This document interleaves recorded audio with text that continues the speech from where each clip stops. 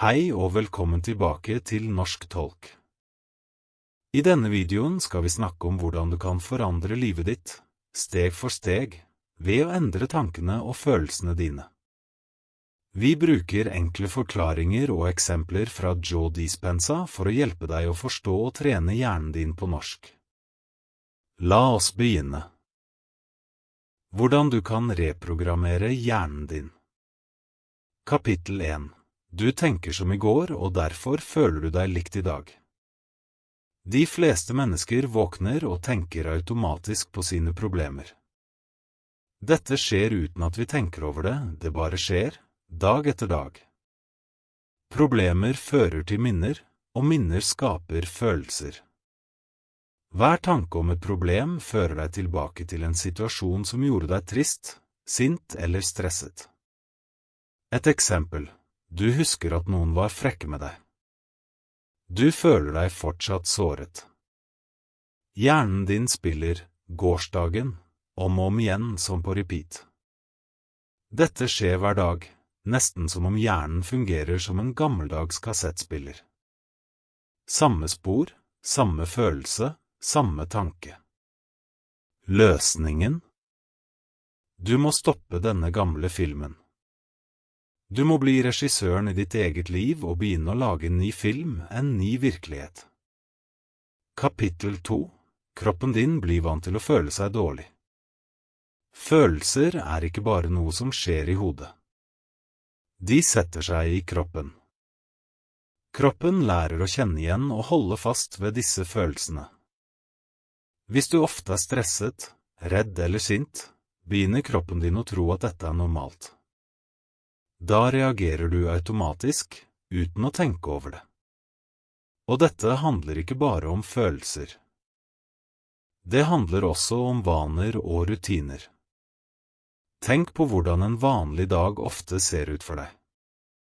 Du våkner og sjekker mobilen. Instagram, WhatsApp, e-post og kanskje nyhetene. Alt skjer i samme rekkefølge, hver eneste morgen. Deretter drikker du kaffe, i den samme koppen. Du dusjer, kler på deg og går samme vei til jobb. Samme miljø, samme følelser. På jobben møter du de samme menneskene. De sier de samme tingene. Du føler det samme, kanskje stress, irritasjon eller bare tomhet. Etter jobb drar du hjem. Du gjør det samme som i går. Du tenker og føler som i går. Og neste dag? Det samme igjen. Dette blir din rutine. Det føles trygt, men det gjør også at du tenker, føler og lever som i går. Du sitter fast i gamle spor. Joe Dispenza sier at 95% av det vi gjør som voksne, er automatiske vaner. Bare 5% er bevisste valg. Det er et kraftfullt budskap. Så når du sier, jeg vil være glad, eller jeg vil leve annerledes, er det bare 5% av deg som sier det, resten er vaner. Hjernen og kroppen følger fortsatt det gamle programmet. Det er som å sende en vanlig mann mot en olympisk vektløfter. Hvem vinner? Den som har trent mest, og det er det gamle mønsteret. Det er derfor det er så vanskelig å endre livet, selv om du virkelig vil. Du er fanget i et gammelt mønster, et ubevisst program.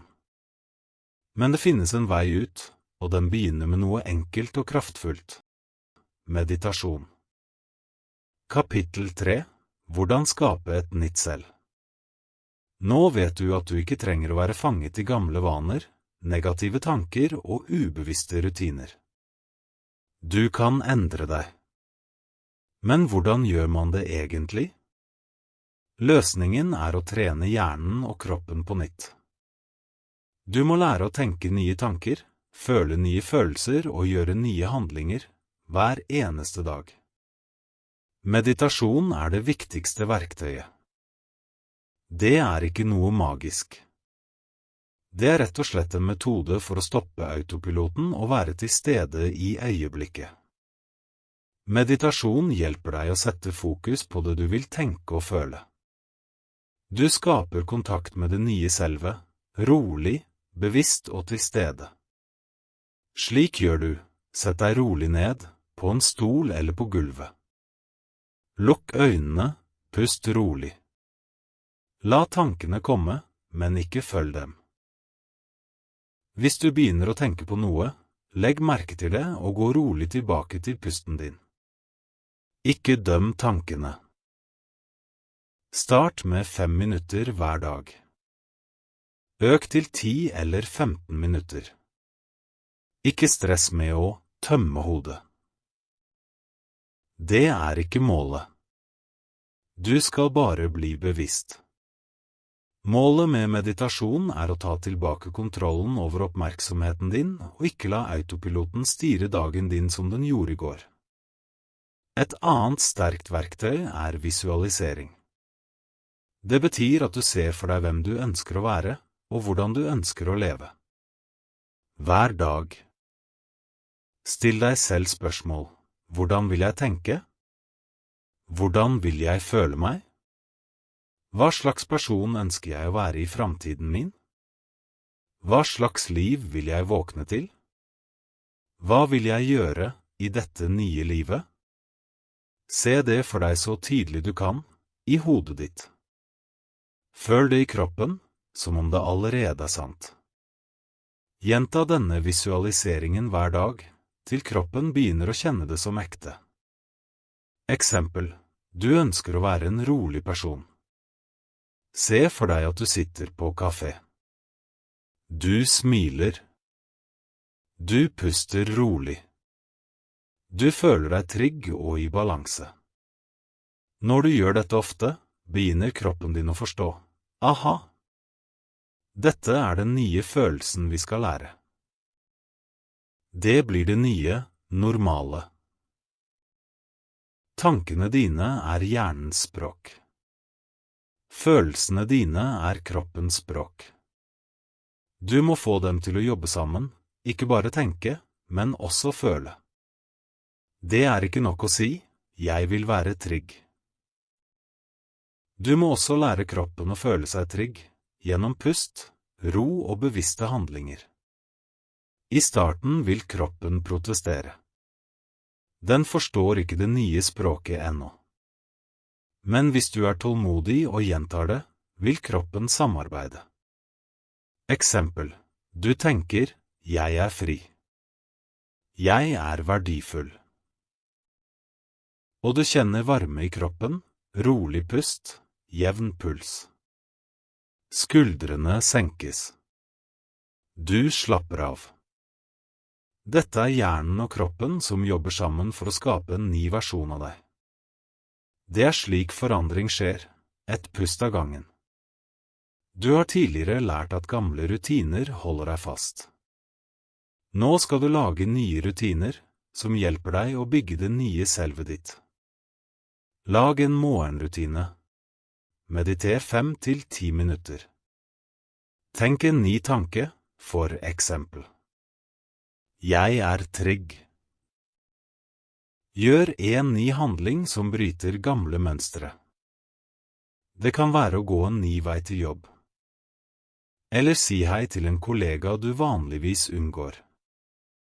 Små ting sender nye signaler til hjernen og kroppen.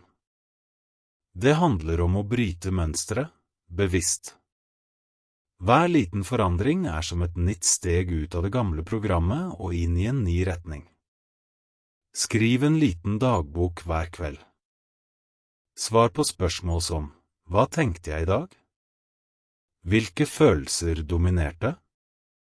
Hva vil jeg tenke i morgen? Klarte jeg å stoppe en gammel vane?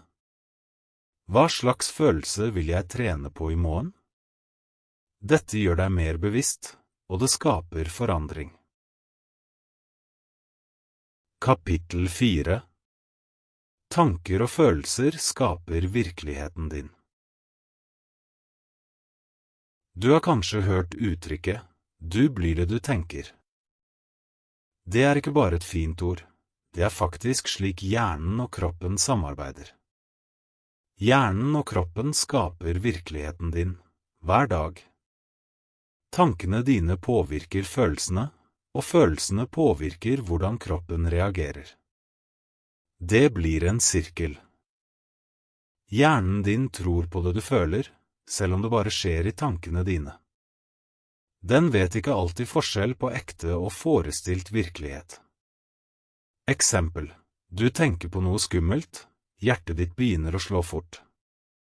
Du husker noe vondt, og du får tårer i øynene.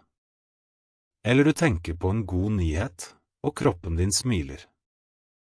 Følelsen oppstår i tankene, men kroppen reagerer som om det er virkelig. Du kan tenke på hodet ditt som en TV. Hver tanke er en kanal, og du kan velge hvilken kanal du vil se på, hver morgen. Hvis du tenker, alt går galt, jeg er stressa, eller ingen bryr seg, da setter du på en negativ kanal, og kroppen følger etter. Men du kan også velge, jeg vil være rolig, jeg er trygg, jeg bestemmer hvordan dagen min blir. Da sender du nye signaler til kroppen. Dette betyr at du kan trene hjernen og kroppen til å føle det du ønsker, før det faktisk skjer.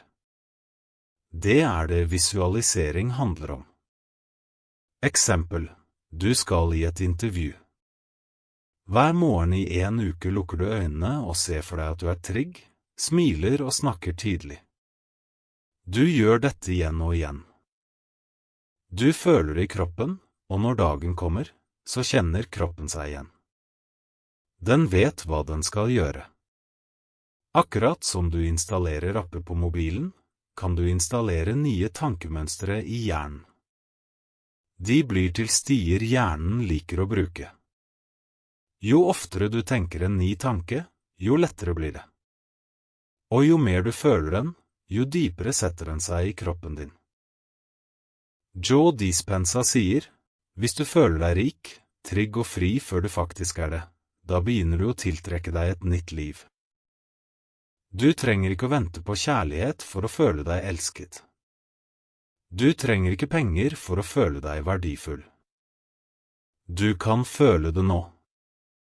Det viktigste er, føl det først, og så kommer det.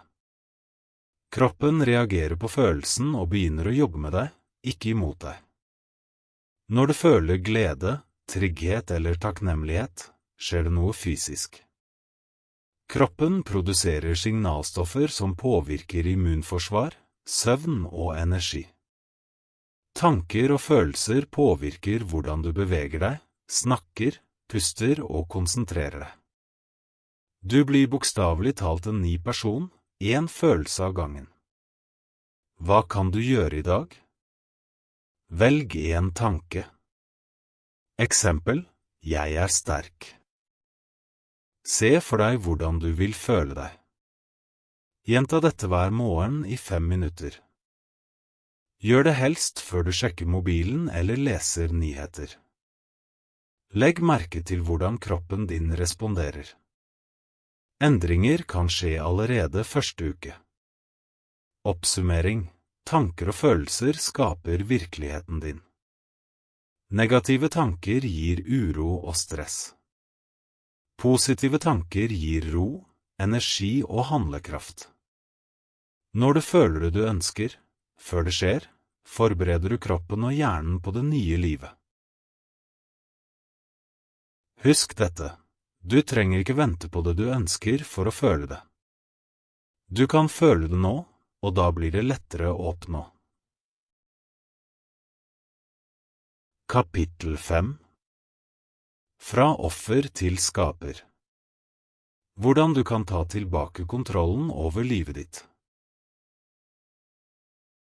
Hva betyr det å være et offer?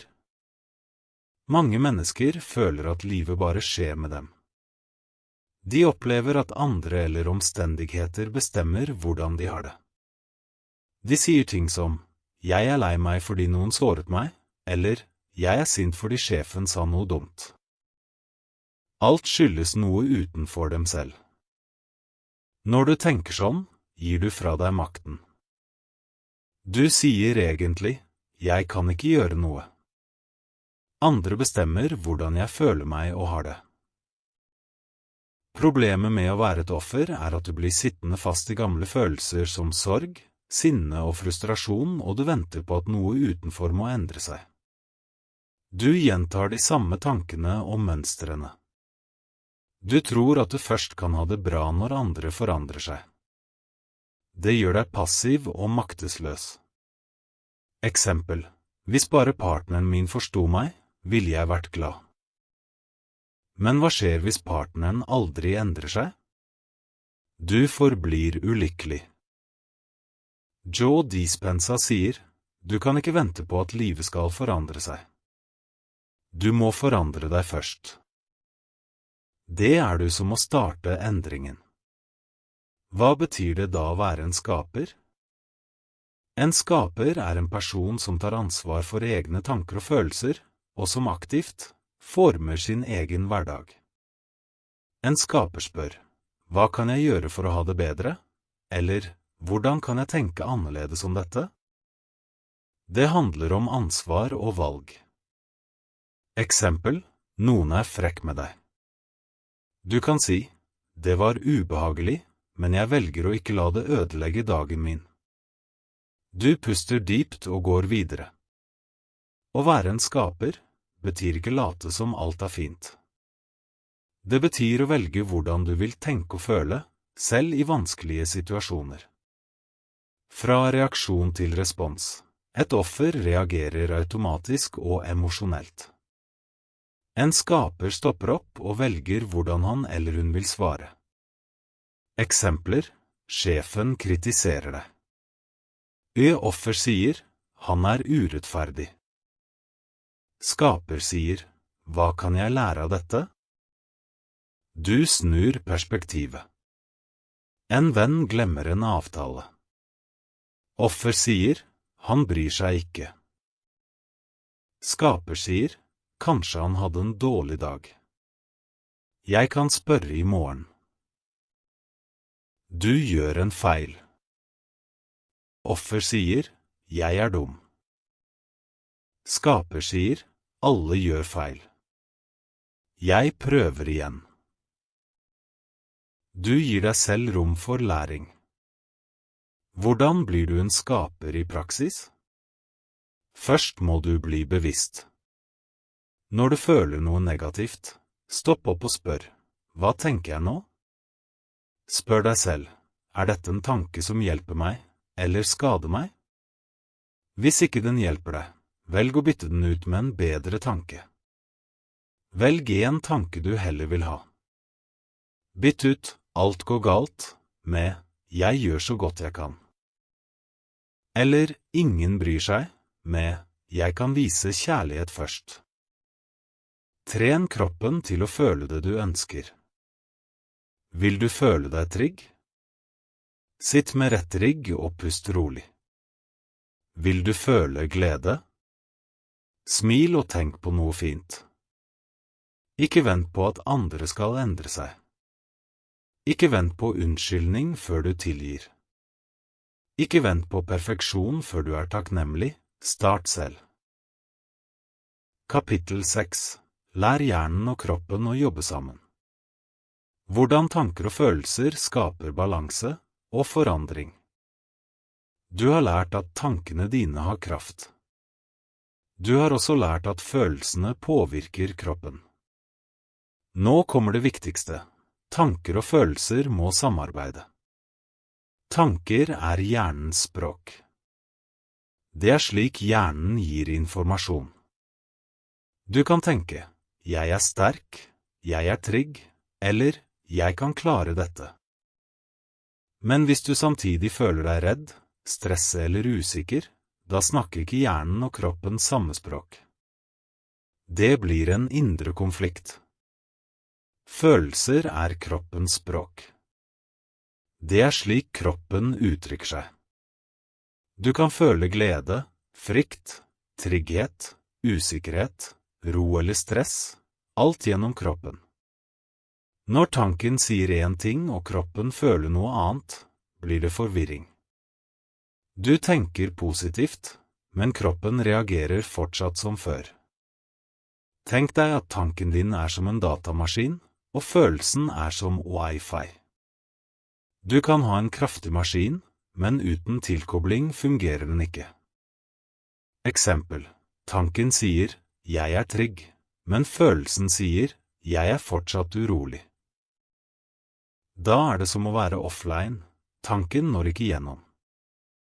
Men når du tenker og føler det samme, da skjer det noe spesielt.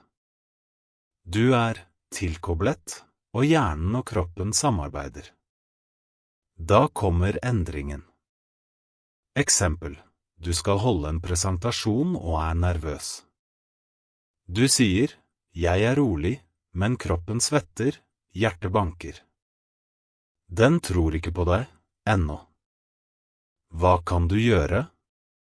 Lukk øynene. Pust rolig. Se for deg situasjonen. Kjenn følelsen av trygghet i brystet. Legg gjerne en hånd på hjertet. Når du gjør dette hver dag, begynner kroppen å lære. Den begynner å tro på det tankene dine sier. Den kjenner det som om det ekte. Du lærer kroppen å føle trygghet før det skjer. Når du så møter situasjonen i virkeligheten, du klar, fordi kroppen har øvd på det. Det ikke nok å bare tenke positivt. Du må også trene kroppen til å føle det du ønsker. Det da hjernen og kroppen begynner å jobbe sammen. Joe Dispenza sier, du må lære kroppen hvordan framtiden føles, før den skjer. Du må føle det nå, for at det skal skje senere. Når du gjør dette ofte, skjer det noe sterkt. Hjernen og kroppen begynner å jobbe i samme retning. Du handler som om du allerede der. Du begynner å leve som den personen du ønsker å bli. Og til slutt, du blir en person. For kroppen og hjernen kjenner veien. Kapittel 7. Gjør det hver dag, og livet forandrer seg.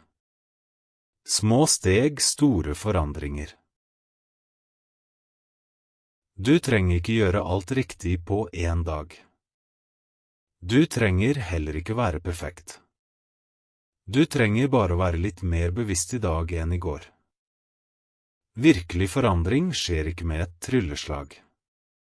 Den skjer gjennom små daglige valg, tanker, følelser og handlinger du gjentar igjen og igjen. Tenk på det som å vanne en plante. Du gir den litt vann hver dag, ikke for mye, ikke for lite. Etter hvert begynner den å vokse. Hjernen og kroppen din fungerer på samme måte. Hvis du hver dag gir deg selv en ny tanke, en god følelse og noen minutter med ro, vokser du. Endringen kommer kanskje ikke med en gang. Men den skjer. Litt etter litt. Hver dag bygger du en ny versjon av deg selv, fra innsiden. Lag din egen daglige rutine. Her et enkelt program du kan følge, hver dag. Det tar bare noen minutter, men kan gjøre stor forskjell over tid. 1. Meditasjon, 5 minutter. Sett deg rolig. Lukk øynene. Pust inn og ut. Følg pusten. La tankene komme og gå uten å stoppe dem. Målet ikke å ha et tomt hode, men å bli til stede her og nå. Og trene oppmerksomheten, slik at du kan styre tankene dine bevisst. 2. Velg en tanke for dagen. Hva vil du trene på i dag? Eksempler: Jeg god nok. Jeg verdt å elske. Jeg tar steg mot mitt nye liv. Si tanken høyt eller inni deg. Gjenta den flere ganger. La hjernen få kjenne igjen denne tanken, og gjøre den sterkere. 3. Knytt en følelse til tanken. Hvordan føles det i kroppen når du tror på denne tanken? Kjenn det i brystet, magen, skuldrene, ansiktet. Lukk øynene, Smil litt.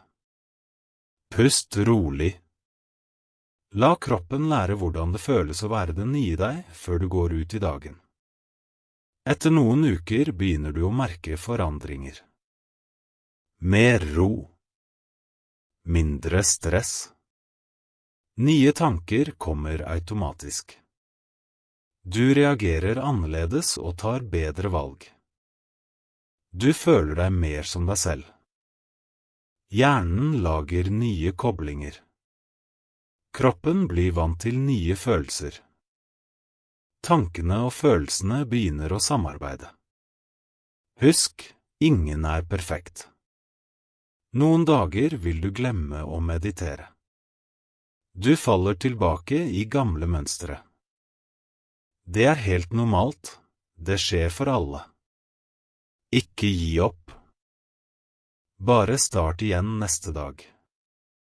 Et steg. En tanke. En følelse. Litt og litt, så blir det en ny vane og en ny retning. Joe Dispenza sier, hvis du gjør det ofte nok, blir det nye deg det ekte deg.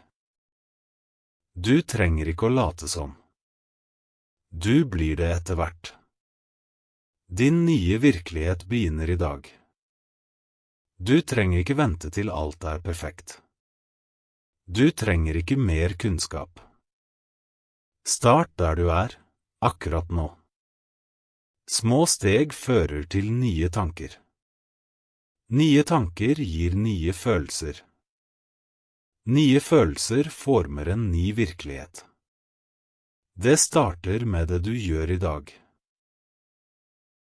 Hva tenker du om det? Legg igjen en kommentar.